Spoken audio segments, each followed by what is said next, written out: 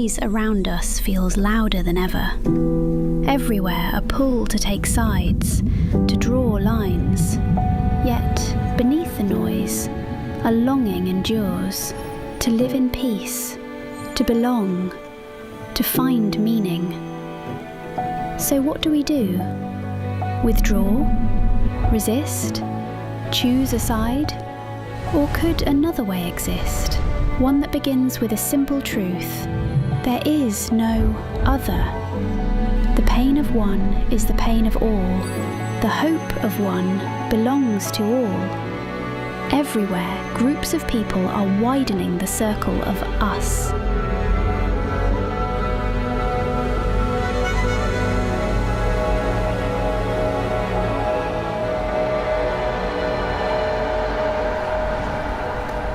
You can't know what to do unless you know what story you're a part of.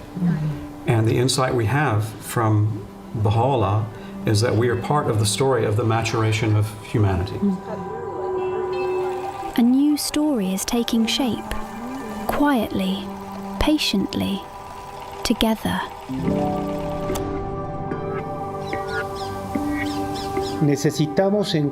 We need to find different ways of relating to each other that do not feed into cycles of violence. We must strengthen the communal sense. People are learning to move through life not as isolated individuals, powerless before the problems around them. They are acting together. Amid so much material and emotional ruin, we have also witnessed something luminous. The crisis has enabled many to set aside habits of individualism and revealed our capacity for genuine mutual support. It's easy to assume disaster brings out self-interest, but we actually saw the opposite. Generosity was everywhere, and it gave us a lot of hope. What appears in times of trial is the same spirit of service taking root in daily life. The habit of learning to serve together. A young person who serves, reflects, and studies carries that same spirit into every space of life. What distinguishes youth from other stages of life is their courage, flexibility, and energy, along with their eagerness to create social change. Education is a means to learn how to be more noble, how to be gentle. It teaches us to be practitioners of peace, through knowledge, through empathy, through trust.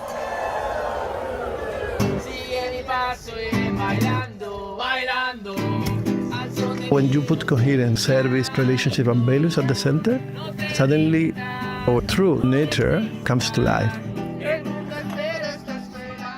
For these young people, their professions become fields of service, where they approach science and religion as two harmonious ways of knowing. If we take this notion of a human being being both a material and a spiritual being, and an understanding of health that recognizes that both our material and our spiritual natures can be impacted by both health and by disease, we would come up with different approaches to addressing some of the challenges that we are encountering within our fields. When challenges appear, they no longer ask, "How can I get away from this?" but "How can we face this together?" I guess society shapes us in a manner that is quite individualistic. But I think in some places this culture is beginning to change. A lot can be achieved when people cooperate. This marks a new consciousness, a sense of community that travels with each person. The more we turn outward and work with others, the better we grasp the meaning of our common humanity. Families, too, are being reimagined, not as solitary households, but as a supporting network, serving side by side. They make decisions together and support one another equally. But these patterns also influence service beyond the home. It's very inspiring for the neighbors when they just observe a father not just bringing money or providing the means, but he's himself engaging in teaching morals to his children together with his wife. When there is unity in our family, we can form a community. And when there is unity and love in the community, only then can its light spread throughout the world. What takes shape is more than cooperation. Labels begin to fade. What matters is the shared longing to build a better world. When we speak about identity, what comes to mind is our ethnicity, nationality, religion, or gender. But what we are beginning to understand is that we possess an inherently noble identity that transcends these limitations. At the core of today's divisions is a crisis of identity. The Baha'i teachings offer another way, a spiritual identity that sees humanity as one family. To foster unity, the very notion of leadership itself is being reconceptualized as a sacred trust, an act of humble service. We often think of competition as necessary for progress, but does it inspire us to help others prosper alongside us?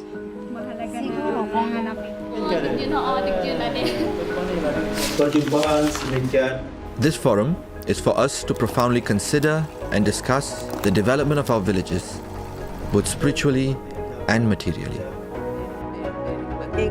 Wherever people gather to learn, to decide, to build, they discover themselves as protagonists in a joint story of progress.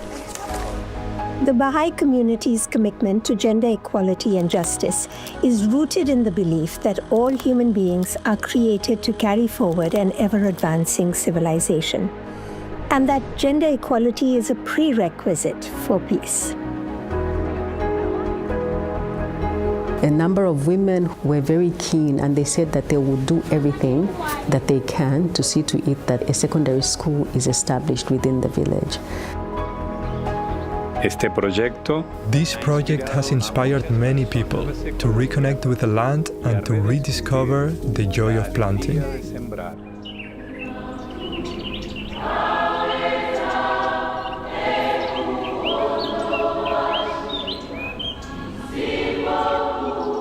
Render our souls joyous and happy through thy glad tidings, O Lord.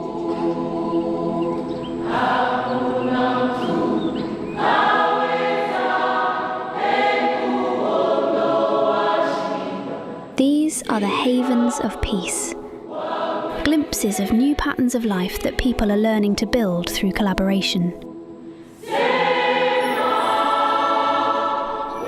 Ang Pambansang Baha'i House of Worship. The National Baha'i House of Worship will serve as a beacon of hope for the community, inviting everyone to gather, to pray, and to live in unity. Arts festivals have reinforced people's belief in generosity of friends and strangers alike. Art has great power to create connections among people. The atmosphere at the House of Worship fills you with hope. Building these havens will take the efforts of many generations. This generational effort finds its most poignant expression in the land of the Baha'i faith's birth. The process has been happening for 150 years. It's only with the emergence of the full picture that we can look back and say they were building these communities, they were creating the environment in which women could be more effective, in which children's education was at the centre of the community, central concern of the community, in which these ideas of collaboration and consultative decision making were central.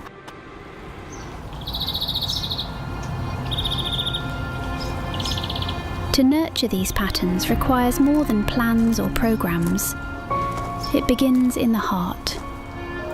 Every time I come here, it's just like to be able to remember how it feels to feel peace and joy and love.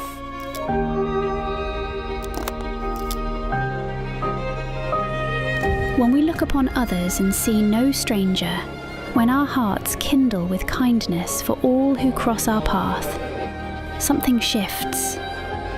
If there is joy, there is also hope. Hope helps you find joy. This is the beauty of this place, the diversity of people coming together to bring people together for peace.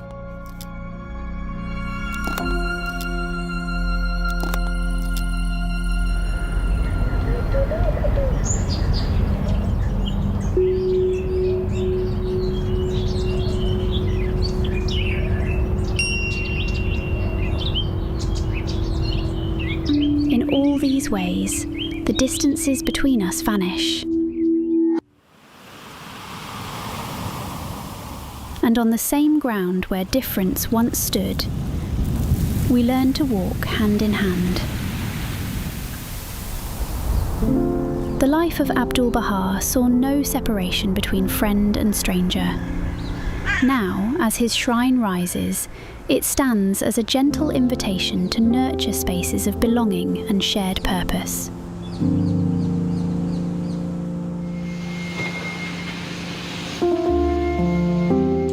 We have Jews, we have Arab Muslim, we have Arab Christian, we have Druze, and all have come under the same roof and working harmoniously and creating an environment that not only empowering themselves in the relationship, but it has created a unified vision, which is the shrine itself.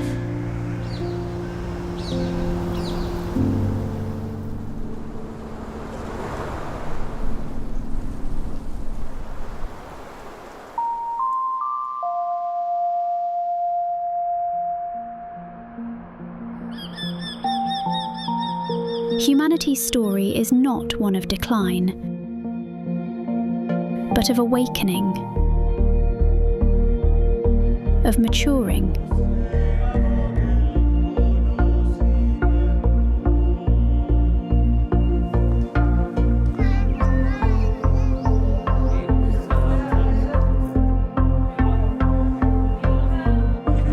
Through every act of service, every gesture of understanding, the oneness of humankind comes more clearly into view. Quietly, patiently, together.